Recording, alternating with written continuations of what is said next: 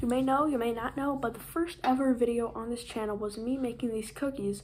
The recipe was by Tasty, which is like, you know, a food company, recipe makers. But I have made them numerous times since then, and I think I've perfected the recipe, so I'm going to make them again for you, and I'm going to show you the best recipe for cookies.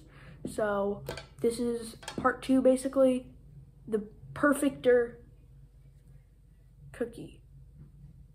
Let's get it. If you want to see the recipe, this is it.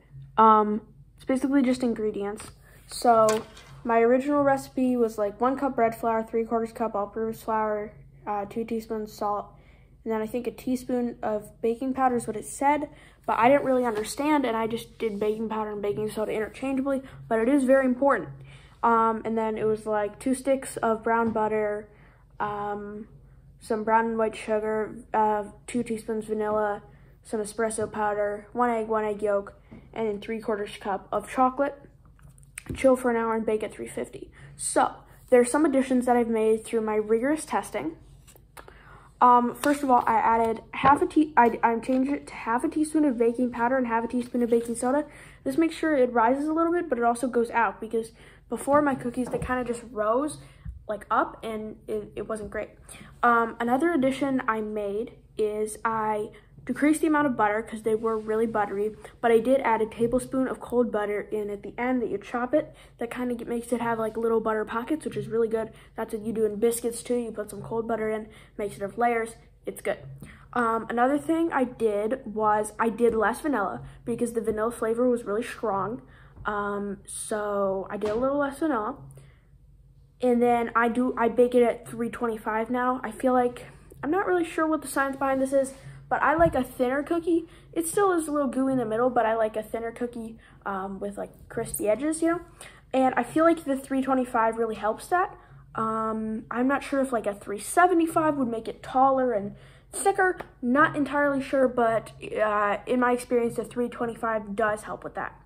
And then, of course, I'm gonna garnish it with some, I can't find flaky salt anywhere. I looked all over, but honestly, I've looked in Jewel and Aldi, which is where we normally shop, and those are not very, you know, luxury, fancy stores. So maybe it'd be in like a Trader Joe's or a Whole Foods or something, but I don't have any of those where I live. So, I do have this. I'll be right back. Let me find it real quick.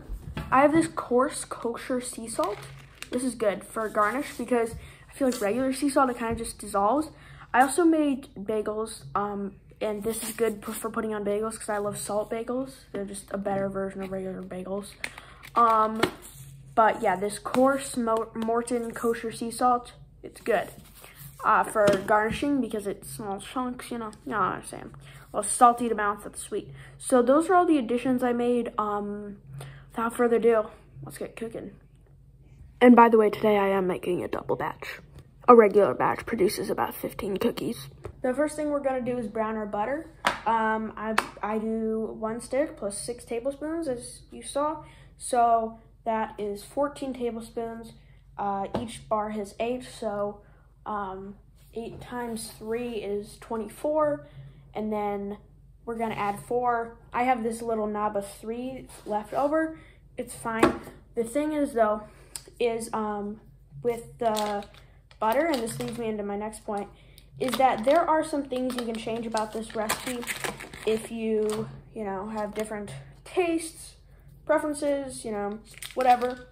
I certainly have changed a lot of things from recipes, but one thing also, whenever I make anything and it ends up badly, I'm gonna tell you that 75% of the time is because I thought I was a chef